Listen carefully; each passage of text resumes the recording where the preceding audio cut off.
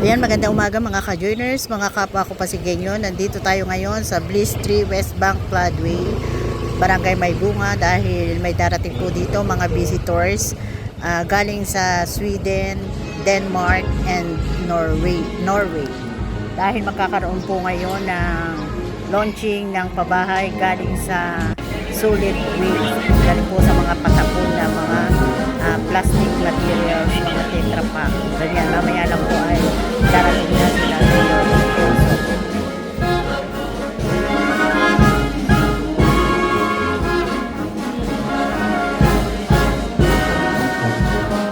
Ayan, nandito na po ang ating muling Mayor Vico Soto.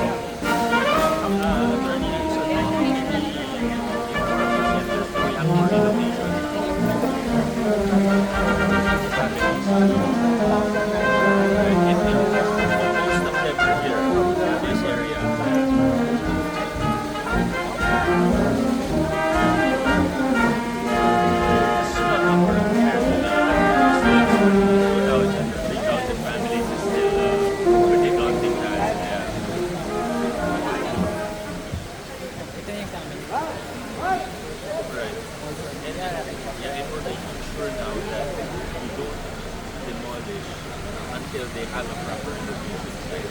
Because in the past, Magandang umaga po sa ating lahat. Magsisimula na po ang ating munting programa. Maya-maya po. we're trying to have a more Patingin ko lang po kayo. Magandang umaga! Parang mahina po, hindi pa po ata nakakapagkape. Magandang umaga po!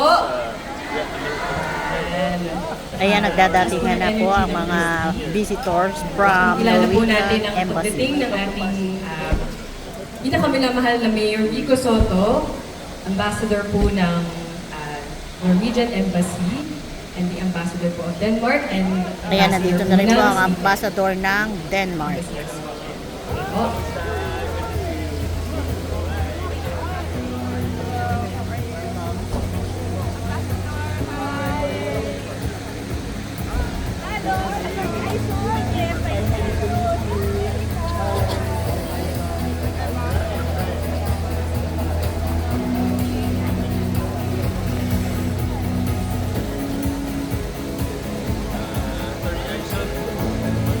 our ambassadors. If they can have a seat. It's a bit hot, sorry about that, but we can have a seat first.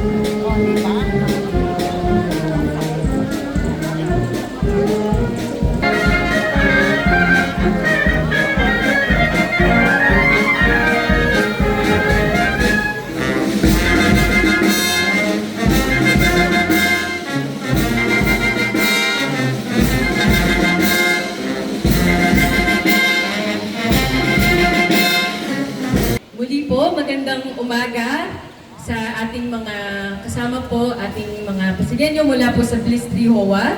Isa po naman pong pagbati po mula po sa Bliss 3. Magandang umaga po. Good morning. Ayan, sige po. So maraming salamat po sa pagdalo sa ating munting programa para po maipakita kung ano po yung pwede po nating maging itsura at gamitin pong materyales para po sa ating mga temporary housing o staging shelter units po. So, nandito po tayo ngayon, onting konteksto lang po, dahil po sa ating partnership or through the generous partnership of between the City, Government of Pasig, and the Nordic Council of Ministers. So we are joined by Ambassador Anna Ferry from the Embassy of Sweden. Let's give her a warm round of applause. We're also joined by Ambassador Franz Michael Melvin from the Royal Danish Embassy in Manila. Thank you po. And of course, we're also joined by the Ambassador Christian Halas Leister from the Royal Norwegian Embassy in Manila. Okay. So to start our program, gusto po natin tawagin or we'd like to call Karik, Mr. Ricardo Reyes, mula po sa ating Pasig Urban Settlements Office, to give a brief background on the housing program. Okay, good morning, Your Excellencies, Mayor Pico, all our friends here. Our project here is for transition home. I mean, these are the temporary homes for people who have to be relocated from the site to where we are going to build housing projects or housing buildings.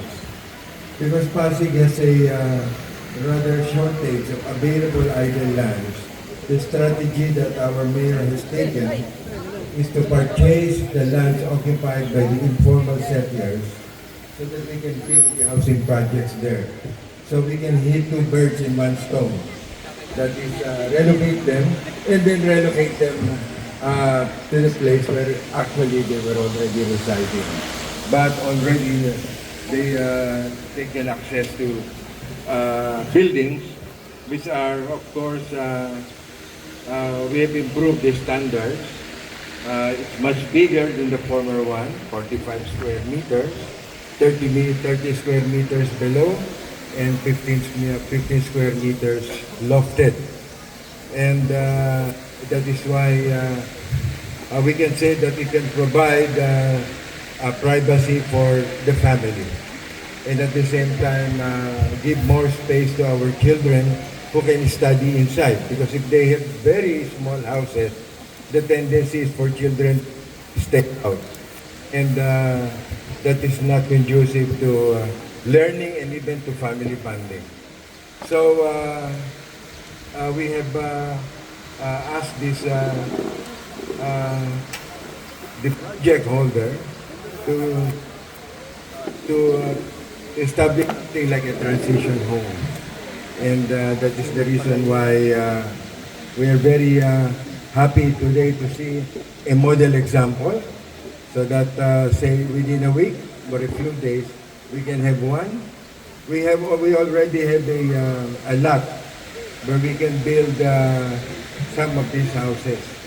We already have, of course, a housing project for one formal security community, which we intend to find a transition place for them. And that is why we can already facilitate the construction of these housing projects. And thank you, Your Excellencies, for the support. And of course, everybody who has provided support for our housing project.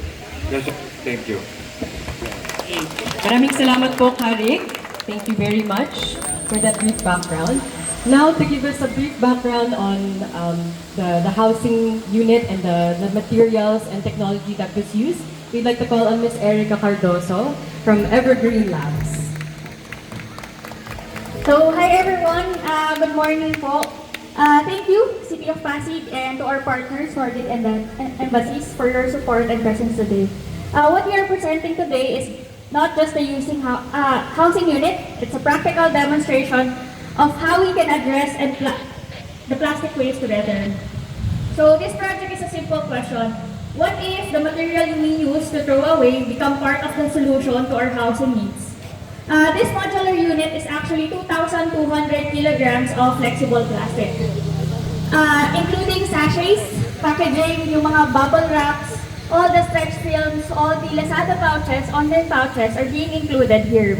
So, lahat ng mga hindi nabibili from the junk shop, we actually use it to build the reform boards. Instead of throwing away into the landfill, no?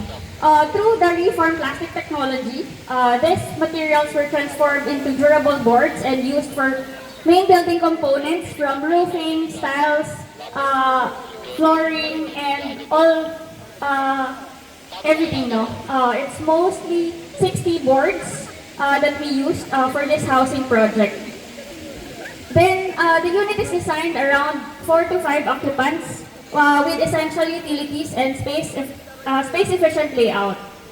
Because the modular design, it can be assembled quickly and adapted on different locations. Importantly, this model is a transitional housing provided safe and dignified shelter for families while permanent housing is still being finalized. It is emphasized to have a pilot showcase unit wherein effort were into research, design, and validation. However, the key message is the construction system itself is efficient and scalable. As we move into replication, we can standardize the design, optimize material, and reduce implementation costs, making more accessible solution for broader housing applications. So for cities passing like this, reducing plastic waste, recreating local value from materials, and delivering more sustainable and resilient housing. Today is not just a starting point. We hope through this demo project, we can actually begin the conversation on how this model can be adapted, improved, and eventually scaled here in Pasig and potentially in other cities. Now we would like to call on Councilor Kiko Rustia. Councilor Kiko Rustia, good morning. The chairperson of our Committee on Environmental Protection, Solid Waste Management, and Human Ecology. Through his support, we were able to partner with Evergreen Labs for this program. Yes, good morning everyone, and I'll just keep it short and sweet because of the beautiful sunny weather we're having today. To our Nordic partners, to our honorable ambassadors, Mayor Vico, to members of the local government, and of course, Pasig City Symphonic Band, who we can't thank enough. Every event is graced by this awesome band that only Pasig City has. To our partners, good morning. We're very thankful for this initiative. We thank you for choosing Pasig City as your continuing partner in exploring new technologies and providing housing for those that need it the most. As we continue to fight the growing problems of the environment and at the same time the lack of housing for a lot of people, it's very heartwarming to see that Pasig City is recognized for its initiatives, of course, under the leadership of Mayor Vico.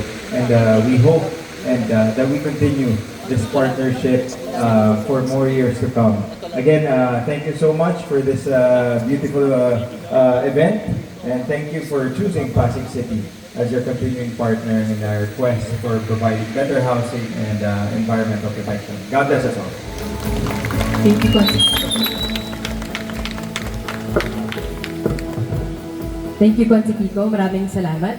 Now we would like to call on our 3 ambassadors who are with us here this morning for a brief message of support from the Nordic Council of Ministers. I believe all 3 of you.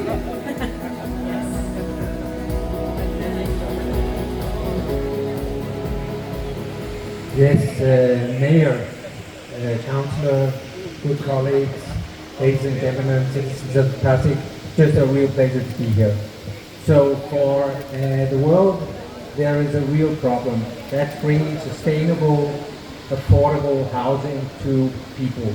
And because cities play a monumental role in the urbanization that's taking place worldwide, it's very important to find innovative, sustainable solutions to how to solve those problems.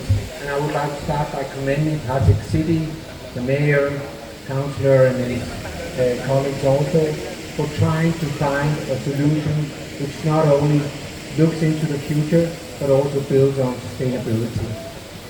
This is also why the Nordic countries, the European Union, Bloomberg Foundation, the Green Economy Program has come together to try to support this development together with good partners such as Evergreen and others who have made this possible.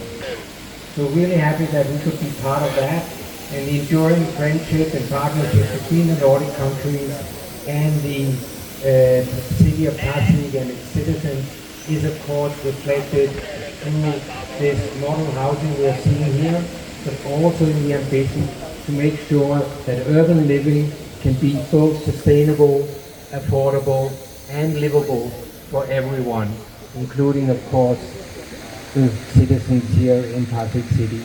So congratulations to all of you who are living here, the mayor, the council, and all the partners who have made this possible. Hope for it to be a success, and looking forward to seeing the buildings outside here one day in the future.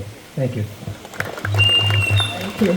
Good morning, everyone, and just to complement what Franz Mikael has said, is that Pasig City is someone, and Mayor Vico Soto, we are really happy to work together with you and of course Evergreen Labs. And one of the reasons is that we are compatible in terms of collaboration is that the Pasig City is known for its good governance.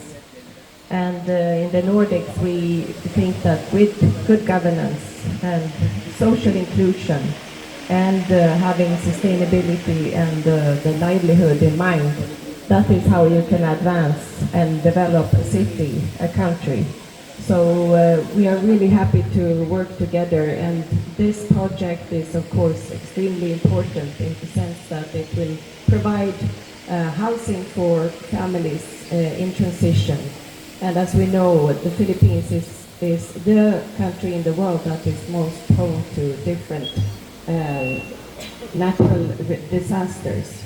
So this is extremely important to make sure that families can live through a period of time in dignity and safety.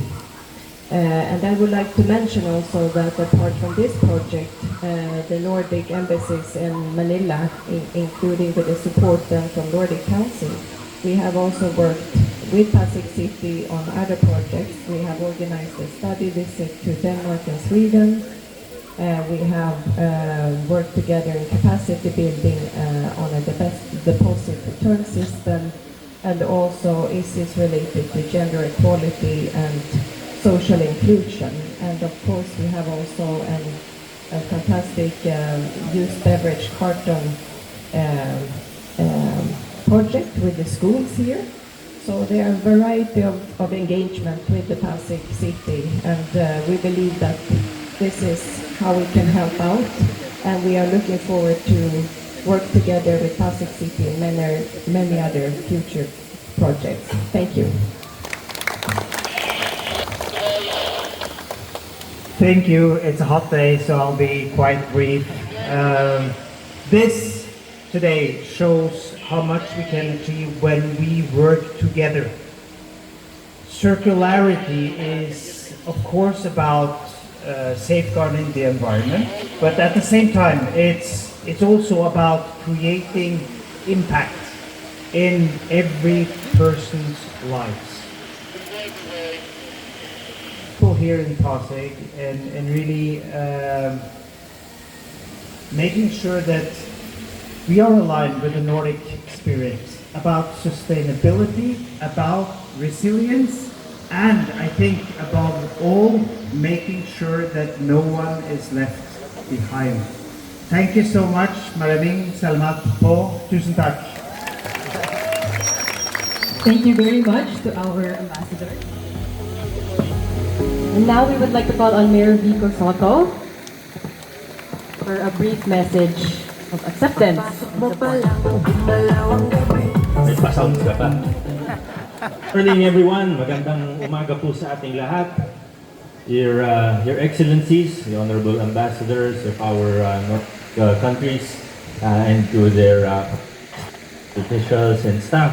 We came here with them to Evergreen, to America, to our friends from the local government of Pasig, to the residents of Bliss 3. Nasaan ang residente ng Bliss 3? Nasaan ang mga estudyante ng PCSDO?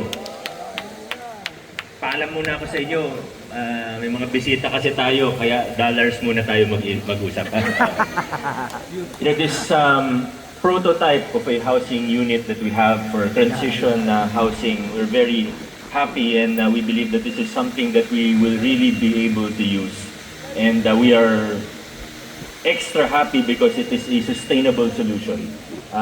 Previously, our ambassadors have been here in Pasig several times already. We're very honored to have them with us again. But previously, we inaugurated the Innovation for Circular Economy Hub.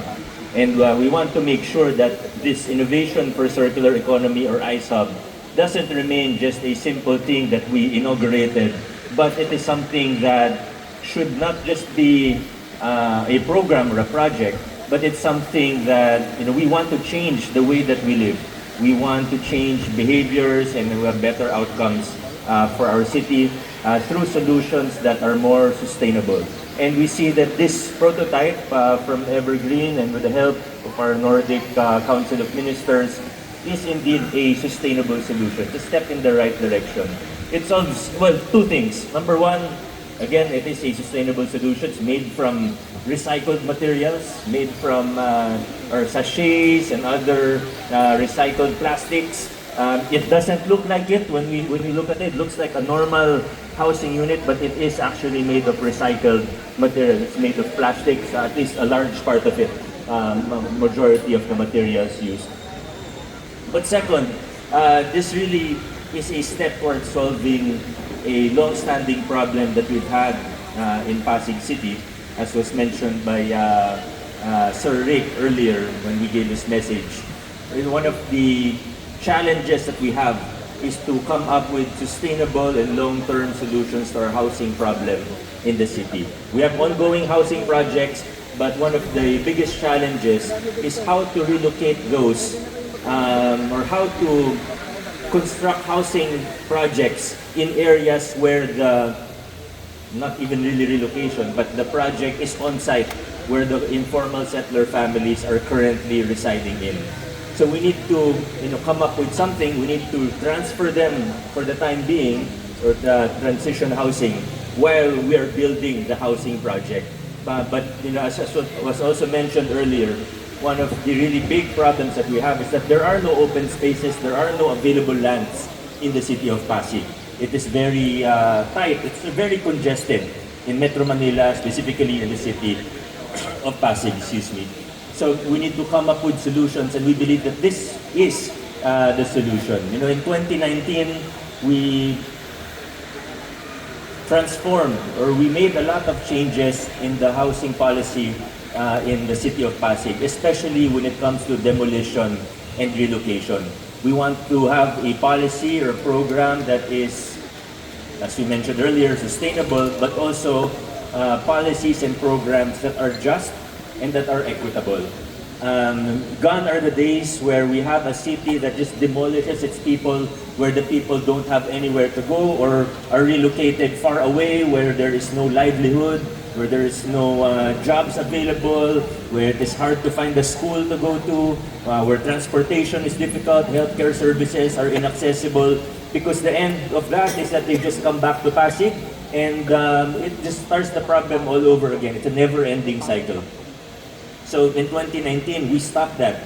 We said no demolition unless we have a proper relocation site with power, with electricity, water, livelihood, schools, healthcare services, and preferably, if we can do anything about it, we want to do it in city.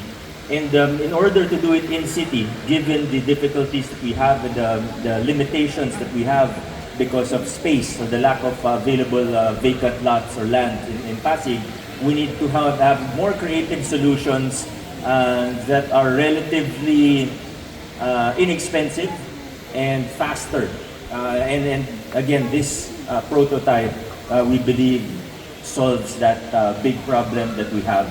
So this is something, again, we're looking at one unit now as a proof of concept, but we believe that this will be the start of the sustainable solutions that we have for our housing program, and this will enable us to fix the housing problems in a lot of informal settler communities in the city of Pasig moving forward. This will enable us to move faster in a more sustainable way and in a manner that is much faster than we were able to do so before. So again, thank you to everyone here for your support in this project. Maraming salamat po. Mabuhay ang Lungsod Pasig. Thank you very much. Thank you, Mayor Kiko. And now we would like to call on our guest ambassadors, Sir Rick, Councilor Kiko, Attorney Aison from the PUSO office, and Ms. Erica for a brief tour.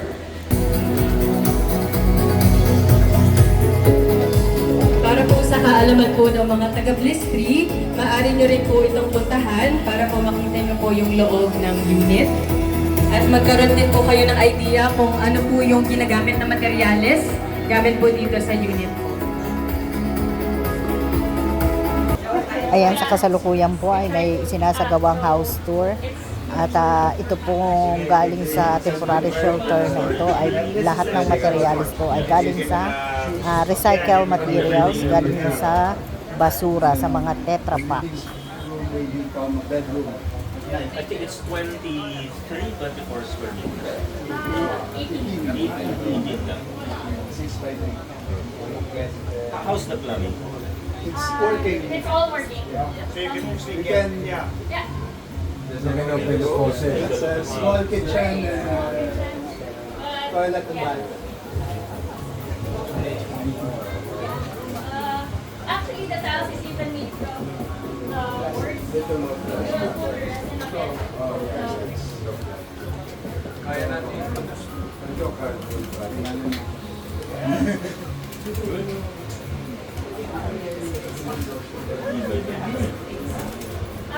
We did it because the idea there.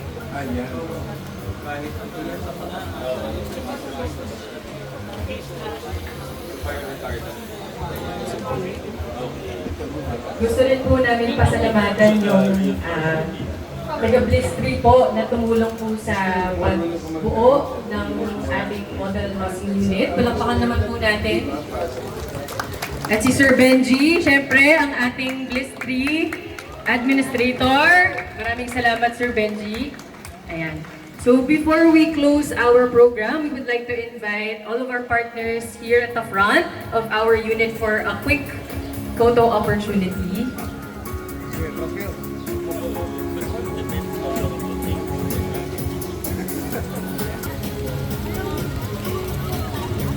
So that ends po our program for this morning. Muli po, maraming salamat po sa mga pumunta mula po sa Bliss 3, mga residente po ng Bliss 3. At syempre po, maraming salamat sa suporta ng Pasig Urban Settlements Office, PCSDO, at iba po nating kasamang mga kaibigan po mula po sa city government. Muli po, pwede pong puntahan ang model housing unit na to para po makita ninyo kung ano po yung materials na ginamit. Gawa po siya sa recycled plastic at gusto po natin siyang magawa pa sa iba pa pong komunidad sa Pasig.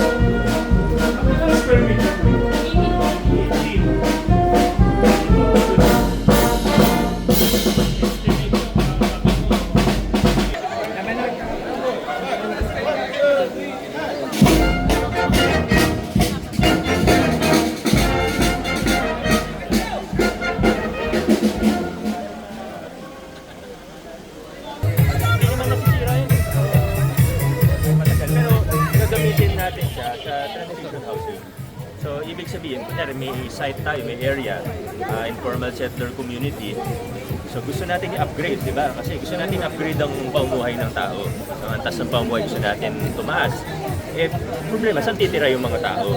So may isa tayong lote na puro ganito yung gagawin natin para mabilisan lang. Kasi sa 2 linggo kaya mo magpagawa niyan eh. Hindi ka naman makakapagpagawa ng building sa 2 linggo, di ba? So ililipat sila doon. Tingin ko, kung nakita niyo naman po yung loob niya, kung kahit ikaw, papayag kang tumira dyan eh, di ba? Kasi maayos siya. Sa totoo, mas maayos pa nga siya kaysa sa kalagayan ng iba nating mga kababayan. So, ito pa lang, para sa iba, upgrade na rin siya habang pinapagawa yung site nila. Na magpapagawa tayo ng mga low-rise building na matagal ng problema kasi yung iba, dekada nang dun eh, 30 years, 40 years. Gobyerno din naman nagpatira sa kanila dun dati. So, hindi makatarungan na basta mo lang silang tatanggalin doon. Kailangan maayos tayo. So, lahat makikinabang po dito. Sa totoo, kahit yung mga Pasigueño na hindi doon sa mga site mismo, may kinabang din kasi kaganda yung lungsod natin. Eh. Lahat tayo makikinabang dito. Tapos bonus na lang na isa siyang sustain ito para sa isang lote lang talaga yan. So, kung ilan na magkasya, sabihin natin kasi mga 20 square meters yan eh, more or less, depende sa magiging final. So, sabihin natin isang lote, magkasya, 100 units dito, or baka higit pa. Pinag-aaralan din natin yung 2-floor na model nila. Dito may pinakita sila pwede 2 floors. So, tinan natin kung ubra yun. So, isang buong site, pwede lilipat doon. Papagawa yung low-rise building, 5-story building, lilipat sila doon. Tapos, may iba na naman makakagamit no, transition house. So, yan po. Thank you. Thank you po, Mayor.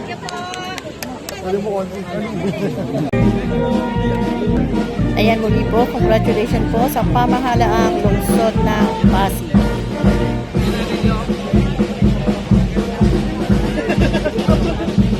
Hanggang dito na lang po muna ang ating vlogs. Maraming salamat po sa panonood at para po sa bago pa lang sa ating channel. Welcome po ang lahat and please like and share, comment down below and please subscribe. Ingat po ang lahat. Bye!